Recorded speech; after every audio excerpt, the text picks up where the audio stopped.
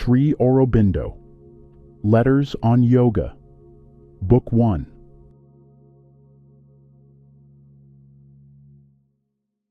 Section 2. The Cosmos, Terms from Indian Systems. Chapter 1. The Upanishadic and Puranic Systems. Virat.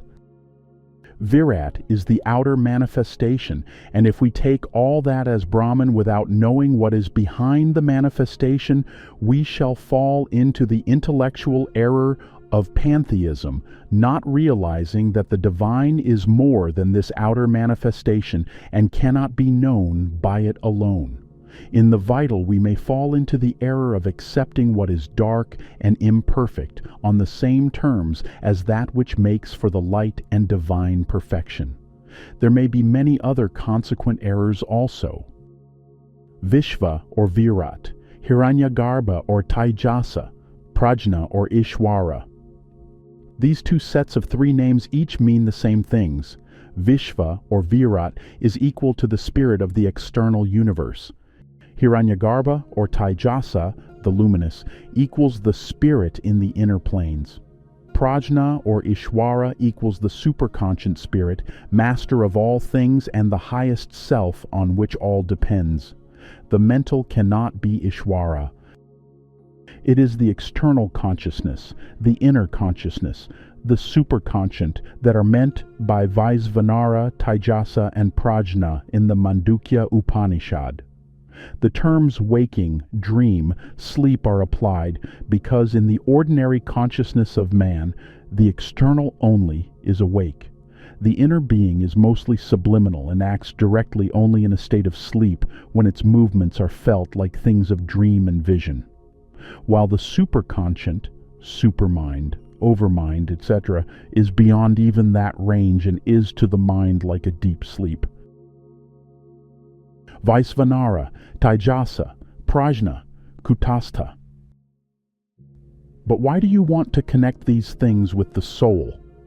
These four names, Vaisvanara, Taijasa, Prajna, Kutastha, are given to four conditions of transcendent and universal Brahman or self. They are merely conditions of being and consciousness. The self that supports the waking state or sthula consciousness, the self that supports the dream state or subtle consciousness, the self that supports the deep sleep state or causal consciousness, Karana, and the self in the supracosmic consciousness. The individual, of course, participates, but these are conditions of the self, not the self and soul. The meaning of these expressions is fixed in the Mandukya Upanishad. Karana, Hiranyagarbha, Virat. 3 planes. 1. Karana. 2. Hiranyagarbha. 3. Virat. The parallel between Vijnana or Karana Jagat of the Upanishad presided over by Prajna and equated with Sushupti as the Hiranyagarbha world with Swapna and things subtle does not altogether equate with my account of the supermind. But it might be said that to the normal mind approaching or entering the supramental plane, it becomes a state of Sushupti. If the writer had put the superconscious sleep of supermind, for so the supramental state appears to the untransformed mind when it touches or apprehends it, for it falls inevitably into such a superconscious sleep, then the difference would be cured. The 7 worlds. 1. Bhu, physical. 2. Bhuva, vital. 3. Swar, mental. 4. Mahat, Vijnana, supramental. 5. Jhana, Ananda world. 6. Tapa, world of Chit-Tapas. 7. Satya, world of Sat, where Jhana, Tapa, and Satya represent Sat-Chit-Ananda worlds. The worlds of the lower hemisphere. The Bhuvarloka is not part of the material universe. It is the vital world that goes by that name. Dayuloka equals mind world, Bhuvarloka equals vital world, Burloka equals material world. Svarloka is the highest region of the Dayaloka, but it came to be regarded as identical with it. Tapoloka and the worlds of Tapas. That is the original Tapoloka, in which the principle is Chit and its power of Tapas, but there are other worlds of Tapas on the other planes below. There is one in the mental, another in the vital range. It is one of these Tapas worlds from which the being you saw must have come. Chapter 2. The Sankhya-Yoga System. Purusha. Purusha is the conscious being who supports all the action of nature. There is no fixed place, but as the central being, he usually stands above the Adhar. He becomes also the mental, vital, physical, psychic being. The word being is used with all kinds of significances. It is a very imprecise word and can embrace everything. Purusha has a precise significance. It is the soul or spirit side of the being as opposed to the nature side. There is one Purusha. Its action is according to the position and need of the consciousness at the time. It is the nature of the action above the ordinary mind or in the cosmic consciousness, which is many-sided.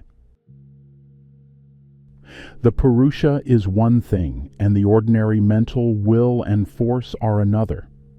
The latter may be unsuccessful in their action. When you are in the Purusha consciousness, that of itself implies a state of concentration and receptivity.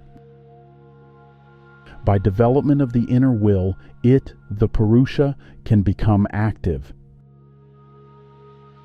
The Purusha in men is normally passive, not active. It is the Prakriti that is active. Purusha and Prakriti. There is a Purusha or essential being for each plane of the consciousness, just as each has its Prakriti, nature, a special force of action and movement, so each has its Purusha, a part of the being which supports and observes and experiences and can also control the movements of Prakriti. It is Prakriti, nature, that sends these impulses to act. Nature sends all kinds of forces and experiences to each. It is for you as a conscious being, Purusha, to choose whether you shall do or not do. You should reject what you see to be wrong, accept only what is true and right.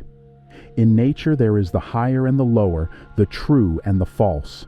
What the divine wants of you is that you should grow in the truth and the higher nature, reject the false and the lower nature.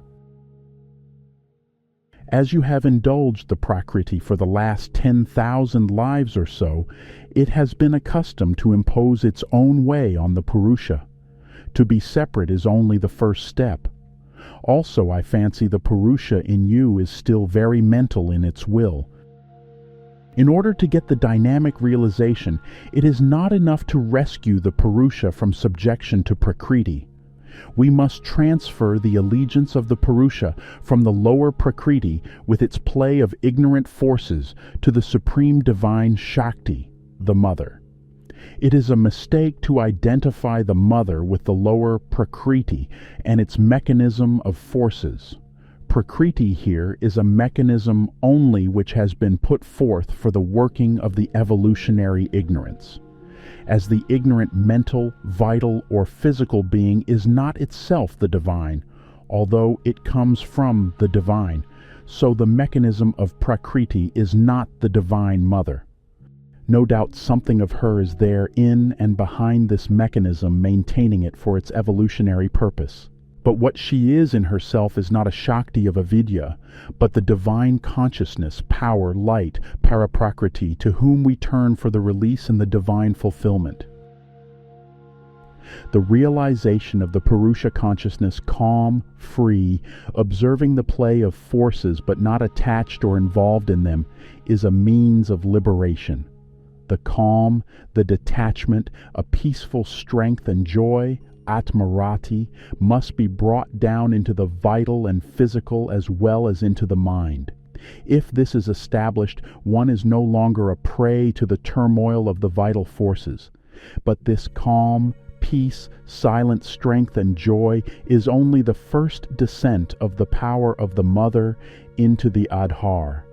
Beyond that is a knowledge, an executive power, a dynamic ananda which is not that of the ordinary Prakriti, even at its best and most sattvic, but divine in its nature. First, however, the calm, the peace, the liberation is needed. To try to bring down the dynamic side too soon is not advisable, for then it would be a descent into a troubled and impure nature unable to assimilate it, and serious perturbations might be the consequence. There is a constant movement, Prakriti, and a constant silence, Purusha. It is the Purusha and Prakriti sides of the nature, one leading to pure conscious existence, static, the other to pure conscious force, dynamic. The past darkness they have come out of is that of ignorance, the future darkness that is felt above is superconscience. But of course, the superconscience is really luminous, only its light is not seen. The three forms of consciousness are the three sides of nature represented by the three Gunas: force of subconscious Tamas, inertia, which is the law of matter; force of half-conscious desire, kinesis, which is Rajas, which is the law of life; force of sattvic prakasha, which is the law of intelligence.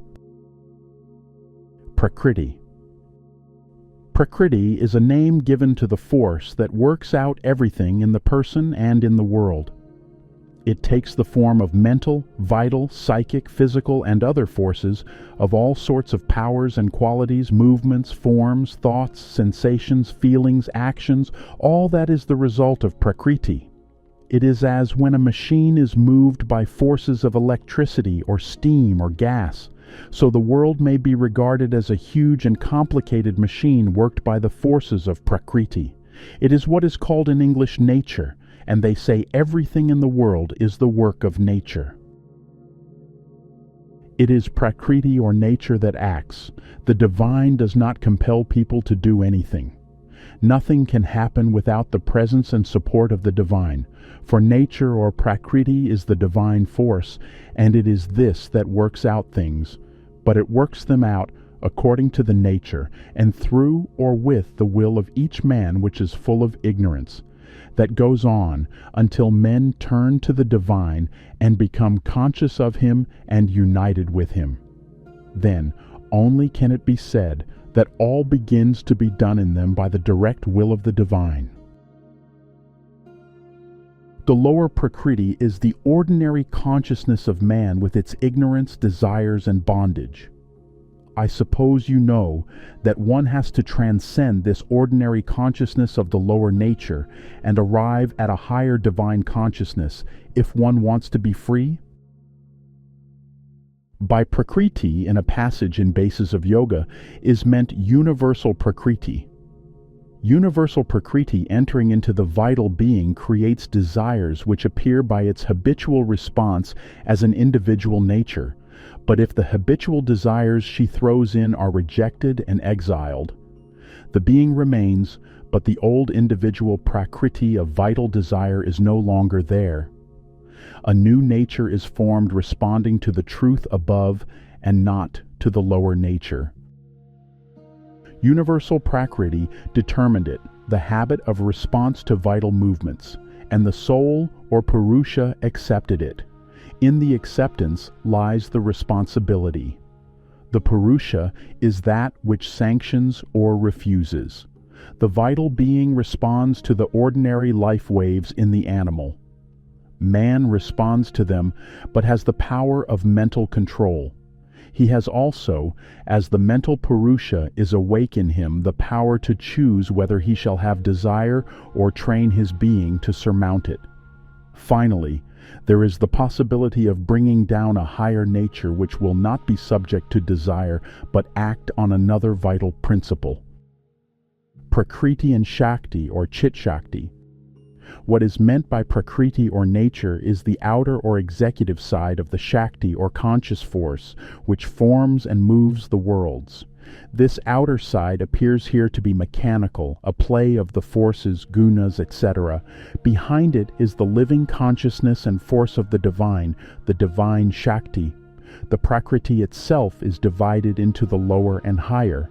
The lower is the Prakriti of the ignorance, the Prakriti of mind, life, and matter separated in consciousness from the divine.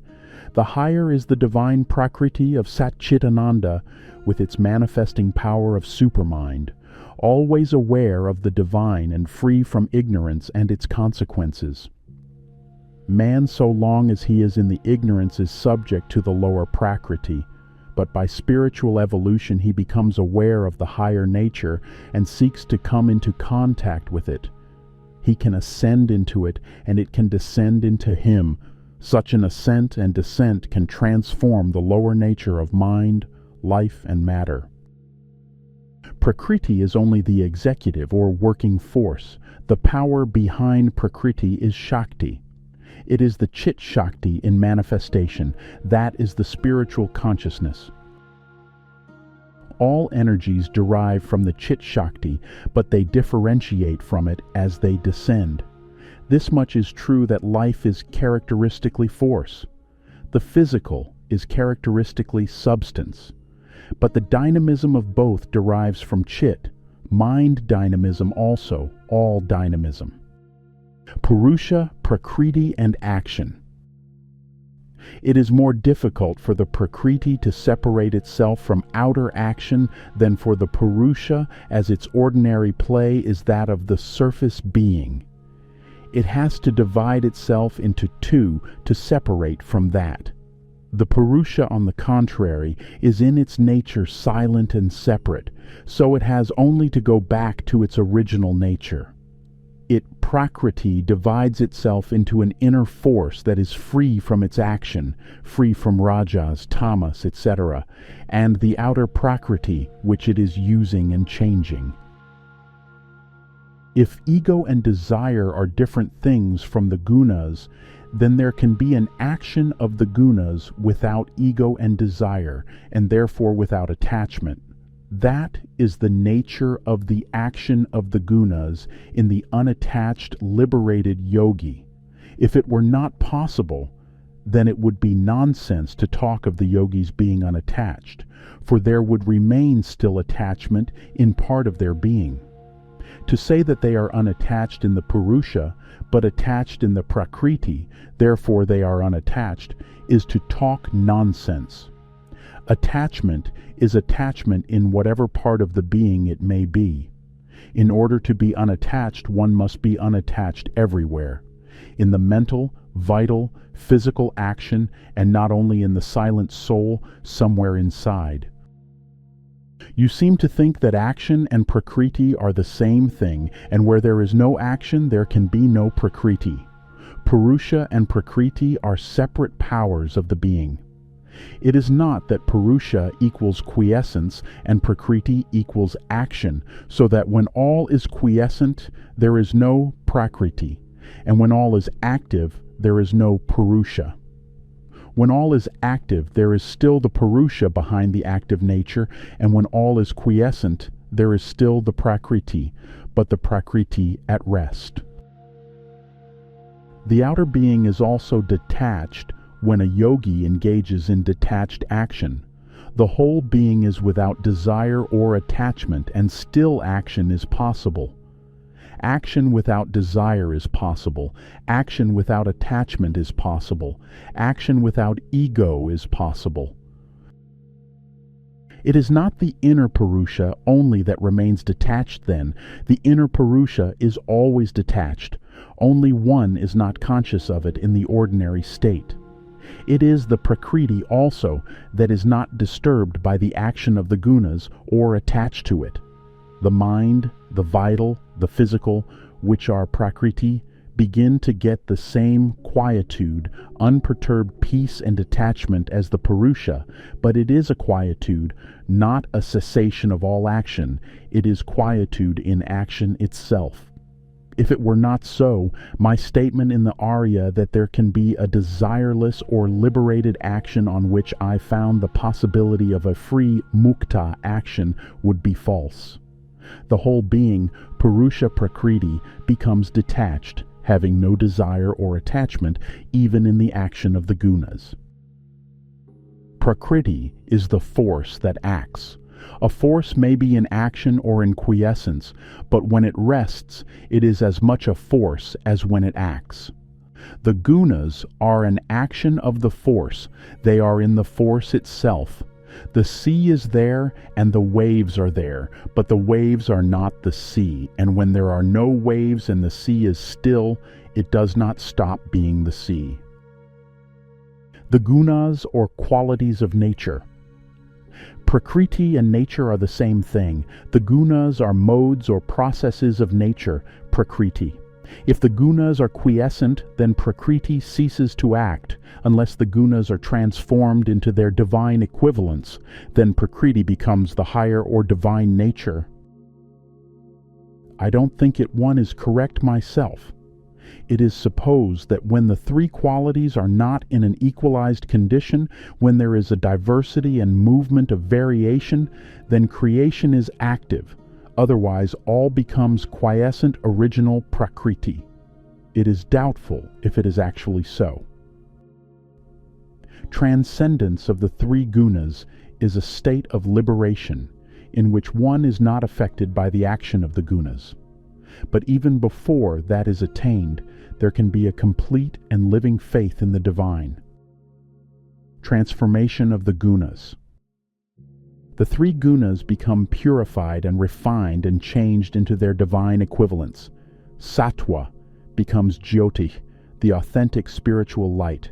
Rajas becomes Tapas, the tranquilly intense divine force. Tamas becomes Sama, the divine quiet, rest, peace. You cannot drive out Rajas and Tamas, you can only convert them and give the predominance to Sattva. Tamas and Rajas disappear only when the higher consciousness not only comes down, but controls everything down to the cells of the body. They then change into the divine rest and peace and the divine energy, or tapas. Finally, Sattva also changes into the divine light. As for remaining quiet when tamas is there can also be a tamasic quiet. The Prakriti can be psychicized and spiritualized, and the gunas yet remain, but with the Sattva dominant and the Rajas and Tamas enlightened by the Sattva. As the transformation increases, the gunas change more and more towards their divine equivalents, but it is only when the supramental comes that there is the full change. The transformation of the gunas is necessary for the perfection of the nature, not for liberation. Liberation comes by loss of ego and desire. Sattva and liberation. When the consciousness as well as the action is free from ego and desire, there is always a fundamental calm. This calm remains whether sattva predominates or not. Sattva need not always predominate, because to become sattvic is not the object of sadhana. To need to be always sattvic would be a limitation. Whatever guna predominates in the action, to be free, desireless, calm behind all actions, is the condition of the liberated man. The sattva predominates when action is done without desire and ego. The rajas acts as a kinetic movement under the control of sattva until the tamas imposes the need of rest. That is the usual thing, but even if the tamas predominates and the action is weak, or the rajas predominates and the action is excessive, neither the Purusha nor the Prakriti get disturbed. There is a fundamental calm in the whole being, and the action is no more than a ripple or an eddy on the surface. Transformation of rajas and tamas. It is possible that the fatigue or lethargy comes as the wrong condition which has to be replaced by the peace. As rajas, kinetic passion, has to be replaced by tapas, the spiritual force, so tamas, the obscure inertia, has to be replaced by sama, the luminous quietude and peace. The peace, sama, is the pure form. Tamas is its degraded or perverted form, just as rajas is the degraded or perverse form of tapas. When there is the transformation, tamas can be got rid of, but till then there is always a possibility of its mixing with the peace or stillness, so long as that is not perfect and all-pervading. A dynamic descent brings tapas, not sama. It is a greater and greater descent of peace that brings sama. The dynamic descent helps it by dispersing the element of rajasic disturbance and changing rajas into tapas. Transformation of tamas into sama. The tamas is part of the general physical nature, and so long as that is not fully changed and illumined, something of it remains. But one has only to go on opening oneself to the mother's consciousness, and in time the tamas too will change into the inner divine rest and peace. All undesirable things are a mistranslation in the ignorance of something that on a higher plane is or might be desirable. Inertia, tamas, is the mistranslation of the divine sama, rest, quietude, peace. Pain is a mistranslation of ananda, lust of love, etc. It is only when the lower perversions are got rid of that the higher things in their truth can reign. It is the tendency of the physical to substitute its own inertia for the emptiness. The true emptiness is the beginning of what I call in the Arya Sama, the rest, calm, peace of the eternal self, which has finally to replace tamas, the physical inertia. Tamas is the degradation of sama, as rajas is the degradation of tapas, the divine force. The physical consciousness is always trying to substitute its own inertia for the calm, peace, or rest of the true consciousness, just as the vital is always trying to substitute its rajas for the true action of the force. It, sleepiness, is the physical tamas trying to push itself into the place of the calm. Part of the transformation consists in replacing the element of tamas in the nature by the sama, or true calm, peace, rest, of which tamas or inertia is the degradation or perversion in the lower nature, for each of the three gunas has its divine counterpart in the higher nature. But tamas, being the settled habit of the inferior nature, tries to persist and keep or get back its place. That is the reason why this kind of alternation takes place between the two. Inert sama is sama still mixed with tamas, a quietude that has no force of action, tapas, in it, no positive principle of happy ease, no positive light of knowledge, but is still calm, repose, release from all disturbance. Tamas has to be transformed into sama, the peace and rest of the higher prakriti, and then filled with tapas and jyoti. But this can only be done completely in the physical when the physical is finally transformed by the supramental power. Mahat. Mahat is, I suppose, the essential and original matrix of consciousness, involved, not evolved, in Prakriti, out of which individuality and formation come. Tanmatra. Tanmatra is only the basis of matter. In the Sankhya, the basis is Prajna, of Prakriti, out of which come Buddhi and everything else. In the Vedanta, it is spiritual substance out of which all comes.